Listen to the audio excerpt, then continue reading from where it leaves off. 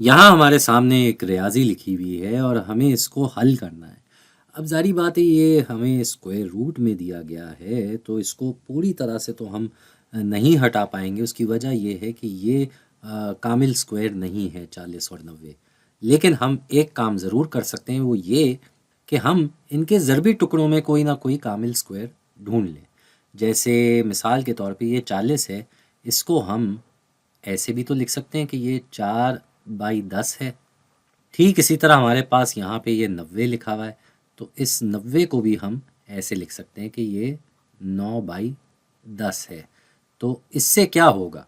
इससे ऐसा हो सकता है कि हम इसको अलग-अलग करके लिख दें, यूँ। अब ये 4 जो है ये कामिल स्क्वायर है और इसी तरह यहाँ पे ये 9 जो है ये भी एक कामिल स्क्वायर है। तो ये हमारे पास कुछ इस तरह से सूरत आ गई। 4 का स्क्वायर रूट करें तो जवाब 2 आता है, क्योंकि 2/2 होता है 4। और ये 10 ऐसे ही रहेगा इस स्क्वायर रूट के अंदर। और यहाँ पे 9 का स्क्वायर रूट निकालेंगे तो जवाब आएगा 3, क्योंकि 3/3 9 होता है। अब हमारे पास ये रियाज़ी काफ़ी आसान होगी देखने में, क्योंकि दोनों के साथ ये स्क्वायर रूट के अंदर 10 लिखा हुआ है। तो 3 में से अगर हम 2 नंबर कम करते हैं तो हमारे पास जवाब आ जाएगा 1/10, यानी कि √10। तो इस तरीके से हमने एक रियाज़ी तो हल कर ली। अब एक और ज़रा देख लेते हैं। अब हमारे पास यहाँ स्क्वायर रूट में 180 लिखा हुआ है, जो कि ज़र्ब हो रहा है स्क्वायर रूट 1/2 से। चूँकि इन दोनों के ऊपर स्क्वायर रूट लगा हुआ है और ये आपस में ज़र्ब हो रहे हैं, तो हम इसको एक बड़े से स्क्वायर रूट में लिख देते हैं, एक ही स्क्वायर रूट के अंदर।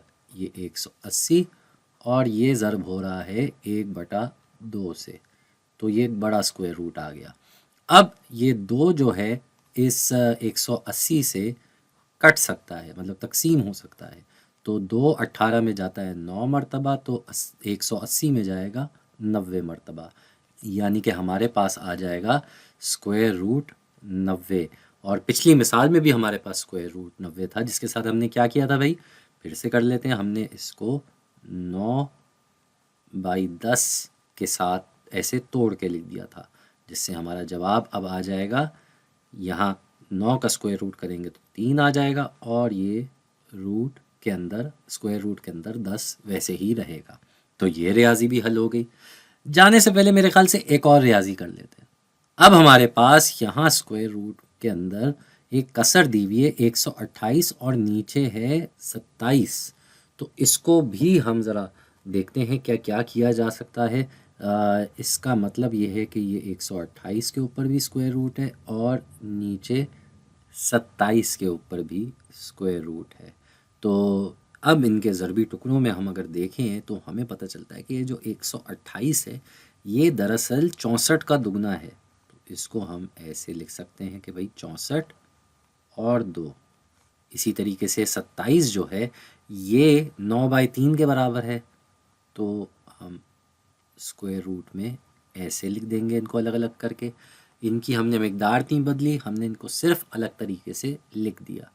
तो अब इनका क्या जवाब हो जाएगा, 64 जो है वो 8 का स्क्वायर है, तो 64 का स्क्वायर रूट हो जाएगा 8 और यहाँ आ जाएगा 2 और नीचे जो है ये हो जाएगा 3 और इसके साथ ये रूट के अंदर 3 आ जाएगा। अब हम एक छोटी सी चीज़ करते हैं, जो कि ये होती है कि हम स्क्वायर रूट की जो ये मिकदार होती है इसको हम कसर में नीचे वाले नंबर पे नहीं छोड़ते। तो इसको हम मज़ीद थोड़ा सा आसान अपने लिए कर देते हैं कि हम इसको स्क्वायर रूट 3 से ज़र्ब भी कर देते, तकसीम भी कर देते हैं, यानी कि हम इसको दरअसल 1 से तकसीम कर रहे हैं, जो इसकी मिकदार नहीं बदलेगा। अलबत्ता इसको लिखने का तरीका ज़रूर बदल जाएगा, वो ऐसे कि ये जो √3 है ये इस नीचे वाले √3 से ज़र्ब होके 3 रह जाएगा, रूट और रूट आपस में कट जाएंगे और ऊपर जो है वो कहानी वैसी ही रहेगी। ये हो जाएगा 8 और इसके साथ यहाँ पे ये दोनों रूट के अंदर जो मिकदार दी हुई है 2 और 3, ये आपस में ज़र्ब हो जाएंगी और ये हो जाएगा 6। ठीक है जी। नीचे क्या हो जाएगा, ये 3 और ये दोनों आपस में ज़र्ब होके 3 बने, तो ये हो जाएगा 9। तो आप अपने जवाब को इस तरह से भी लिख सकते हैं।